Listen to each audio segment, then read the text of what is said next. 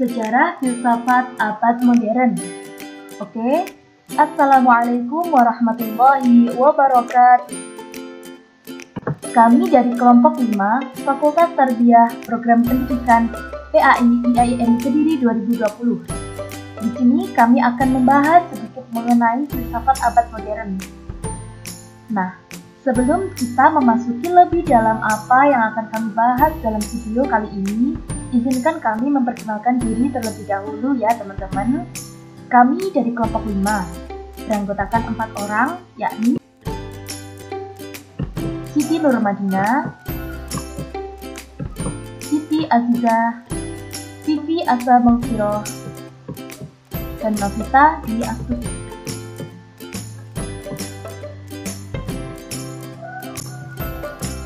Baik teman-teman, sebelum kita berdiskusi lebih dalam mengenai filsafat zaman modern, alangkah baiknya kita mengetahui dulu apa sih filsafat itu.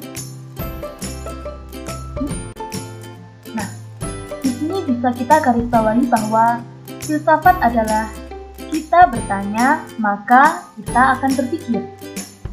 Seperti contohnya ketika teman-teman melihat gambar ini. Kita sekarang berada di bumi. Apakah teman-teman pernah berpikir bumi itu berbentuk apa ya? Seperti itu. Oke, lebih lengkapnya, mari kita simak video berikut ini. Pernah ngebayangin nggak apa jadinya dunia kalau simbol ini nggak ada? Mungkin semua kemajuan ini nggak bakal pernah ada. Dan yang lebih parah, kita mungkin masih akan terjebak hidup di hutan tanpa kemajuan. Semua cuma dari satu simbol ini. Satu simbol penting yang mampu melahirkan ilmu-ilmu yang kita kenal sekarang dan mengantarkan kita, manusia, nasibnya begitu berbeda dengan spesies-spesies lain yang pernah hidup sebelumnya. Di saat kita semua sibuk dengan ilmu-ilmu yang ada sekarang, hanya sedikit dari kita yang belajar dan menguasai simbol penting ini. Oleh karena itu, siap-siap. Kita akan berangkat dalam petualangan ke tempat dari mana ilmu pengetahuan berasal. Sebuah ilmu yang menjadi induk dari semua pelajaran yang ada di sekolah kita sekarang. Ini dia filsafat.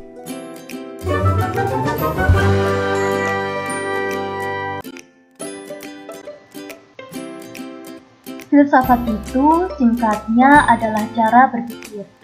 Bayangin, cara berpikir itu adalah semacam roda gir yang bergerak di kepala kita, yang mempengaruhi bagaimana kita menjalani hidup. Coba kita langsung pakai contoh. Coba kalian baca ini.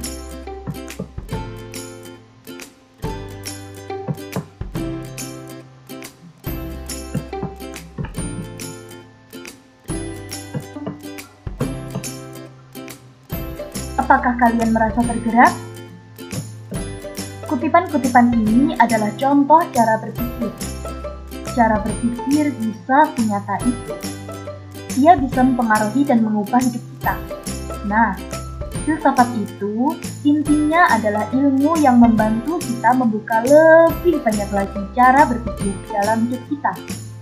Umumnya, dalam filsafat ini kita mempelajari cara berpikir dari para filsuf, pemikir, dan ilmuwan hebat dari seluruh zaman, dari seluruh dunia. Filsafat ini berasal dari bahasa Yunani yakni philosophia, yakni dua kata philo dan sophia yang berarti cinta dan kebijakan. Nah, philo di sini berarti cinta atau keinginan dan karenanya berusaha untuk mencapai yang diinginkan itu. Sedangkan sophia berarti kebijakan atau hikmah atau kepandaian. Jadi, filsafat adalah keinginan yang mendalam untuk mencapai kepandaian, cinta, dan kebijakan.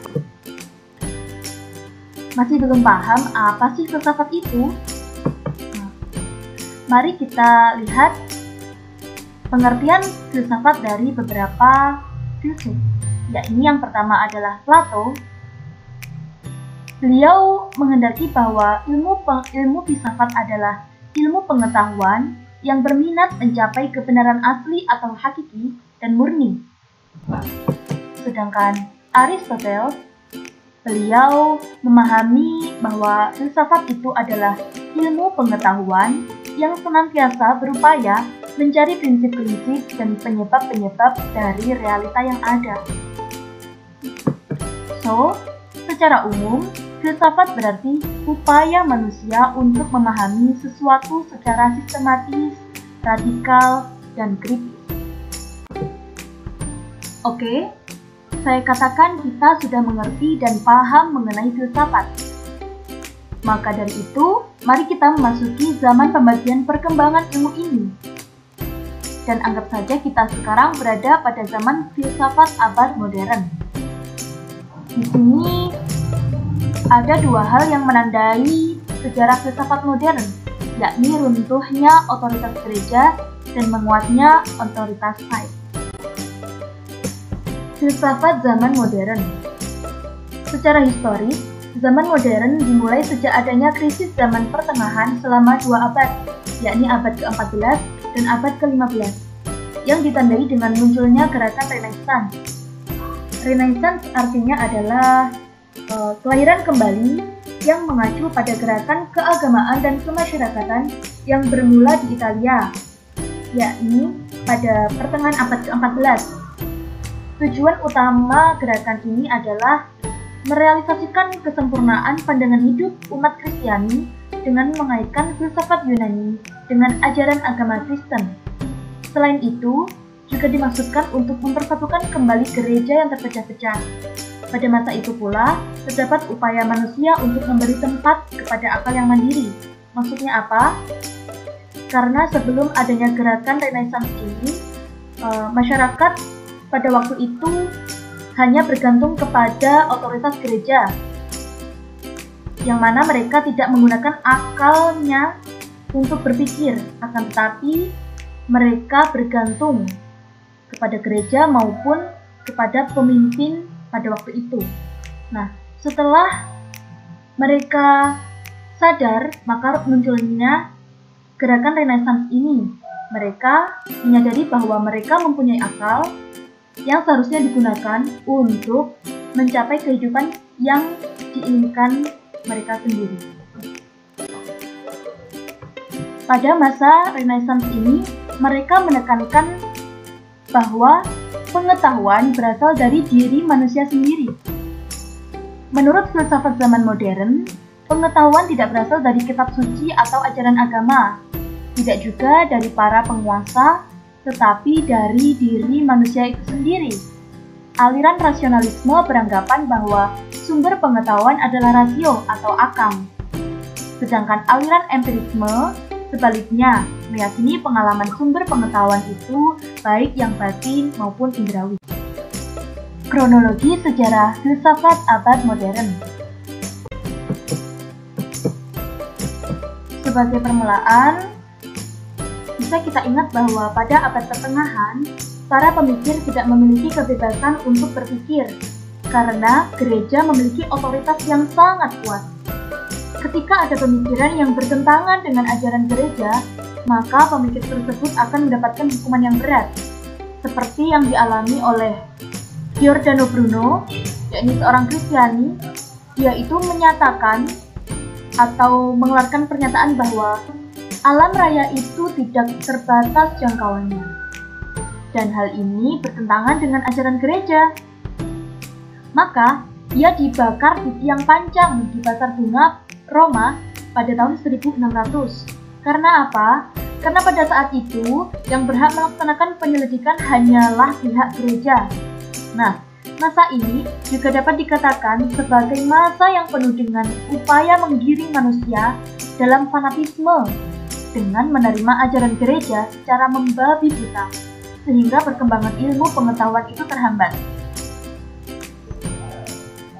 Lalu, sejak abad 14, barulah pada abad ke-14, semakin banyak ahli pikir yang memberikan peringatan terhadap kepercayaan buta kepada otoritas lama. Mereka menyadari bahwa mereka harus menggunakan akal mereka, karena akal diberikan oleh Tuhan untuk mereka gunakan. Nah, Sepanjang periode abad pertengahan, titik tolak selalu pada Tuhan. Namun, kaum humanis zaman Renaissance ini mengambil titik tolak dari manusia itu sendiri.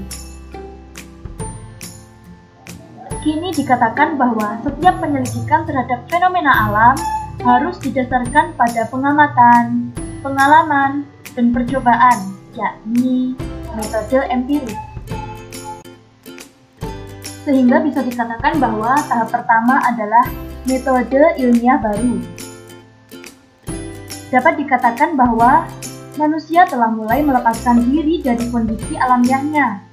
Alam bukan lagi sesuatu di mana manusia semata-mata merupakan bagiannya. Pengetahuan adalah kekuasaan, kata filsuf Inggris Francis Bacon. Dengan demikian, dia menekankan nilai praktis dari pengetahuan, dan ini benar-benar baru.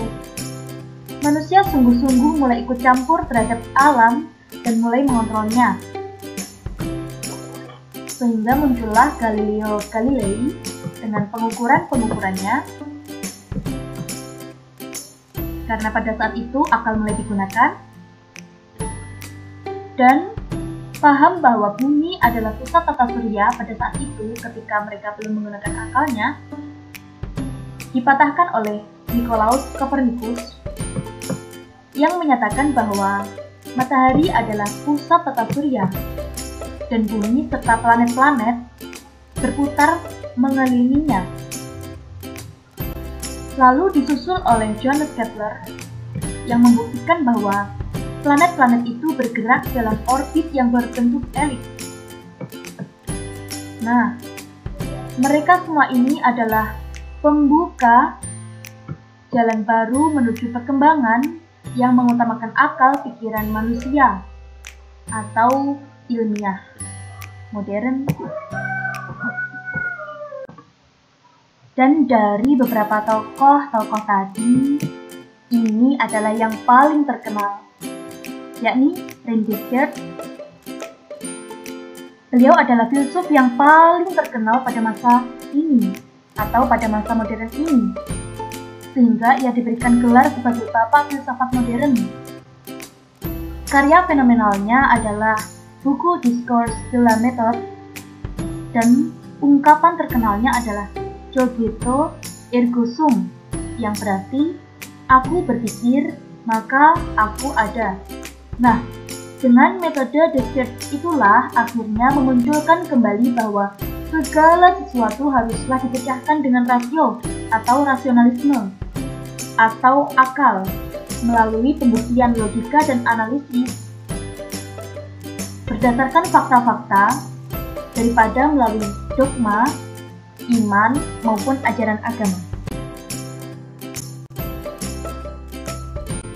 Filsafat zaman akal. Pada abad pertengahan, hegemoni antara akal dan iman tidak lagi seimbang. Pada abad itu, akal kalah total dan iman menang mutlak. Akal yang telah dikekang selama kira-kira 1500 tahun itu sekarang berpesta pora karena merayakan kebebasannya. Akal menang lagi, akan tetapi sialnya sofisme Yunani terulang lagi. Ini disebut sofisme modern. Disebut sofisme modern karena ciri pokok sofisme lama ada pada sofisme modern ini. Ciri itu ialah kebenaran itu relatif. Biasanya penulis filsafat tidak menggunakan istilah sofisme untuk menunjuk suasana pemikiran filsafat modern. Mereka biasanya menggunakan istilah skeptisisme. Di sini, istilah sofisme modern digunakan karena dua alasan.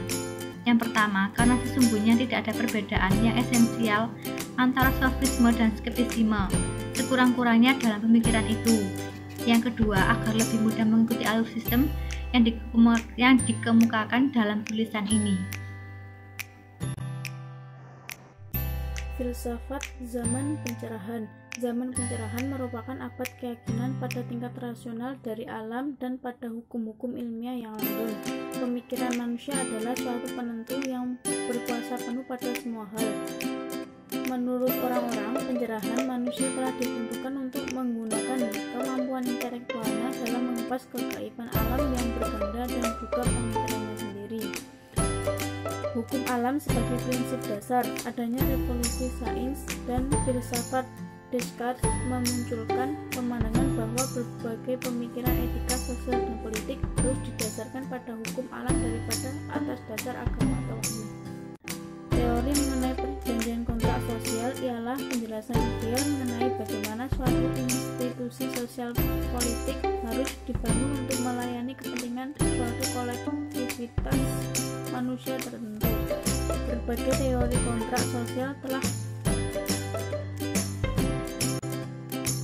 dibahas dalam karya Thomas Hobbes, John Locke, dan Jacques Rousseau. Gagasan mengenai kemajuan atau progres sebagai hukum alamiah dari kehidupan manusia.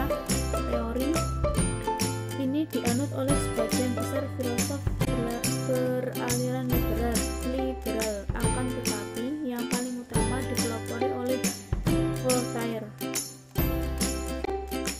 Keberadaan ilmuwan dengan berbagai teorinya tentang alam semesta memperlemah doktrin-doktrin gereja, keajaiban, mitos, astrologi, dan kekuatan adikodrati tidak lagi menjadi dasar berpikir para intelektual.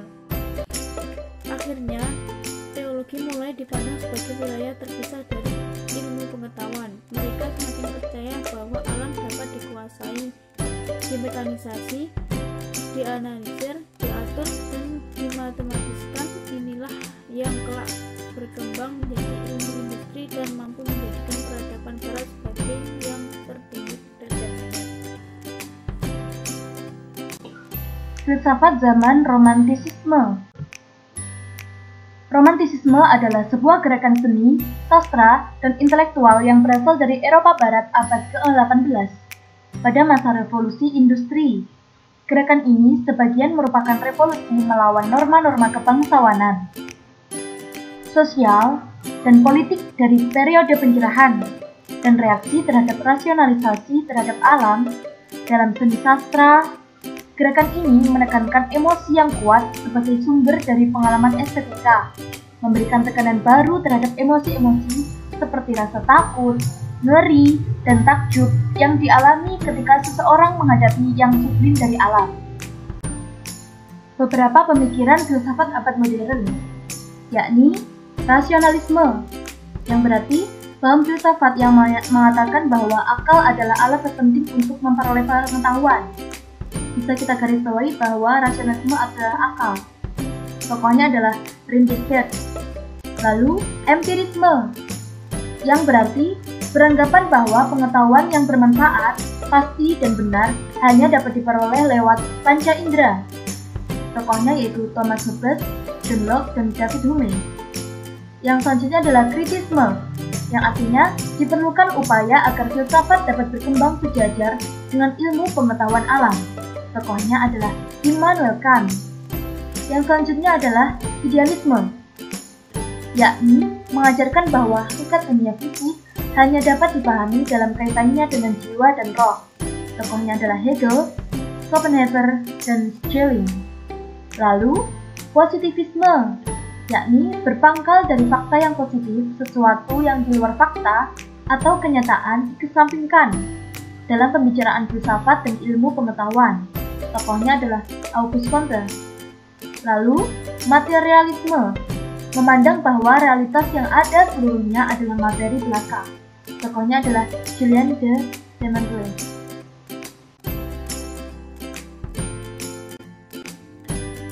Filsafat zaman kontemporer bisa diartikan dengan cara pandang dan berpikir mendalam menyangkut kehidupan pada masa saat ini. Filsafat kontemporer sering dikaitkan dengan postmodernisme yang berarti setelah modern. Postmodernisme merupakan akibat logis dari zaman kontemporer. Postmodernisme mensyaratkan kebebasan yang tidak selalu harus simetris. Kembali lagi kepada pemikiran kontemporer yang merupakan suatu hal kebebasan dalam memakai teori, menanggapi, mengkritik suatu hal kebebasan selagi suatu hal tersebut suatu hal yang original. Oleh karena itu, filsafat kontemporer merupakan ekstensifikasi dari pemikiran manusia dari hal-hal umum menjadi hal yang khusus dan terkait dengan hal-hal khusus lainnya. Kesimpulannya adalah filsafat zaman modern itu adalah pengetahuan tidak berasal dari kitab suci atau ajaran agama, tidak juga dari para penguasa, tetapi dari diri manusia itu sendiri. Nah, aliran rasionalisme beranggapan bahwa sumber pengetahuan adalah rasio. Aliran empirisme sebaliknya meyakini pengalaman sumber pengetahuan itu baik yang batin maupun indrawi. Lalu, filsafat di zaman modern ditandai dengan perubahan dalam bentuk-bentuk kesadaran atau pola-pola berpikir. Sebagai bentuk kesadaran, modernitas dicirikan dengan 3 hal, yaitu subjektivitas, kritik, dan kemajuan. Lalu, filsafat kontemporer adalah filsafat yang terjadi pada masa kekinian yang tidak terkait dengan aturan di zaman dahulu. Sehingga kontemporer tidaklah sama dengan modern, karena modern adalah masa kini yang sudah terlewat. Terima kasih, itu tadi dari kelompok kami, kurang lebihnya kami mohon maaf. Wassalamualaikum warahmatullahi wabarakatuh.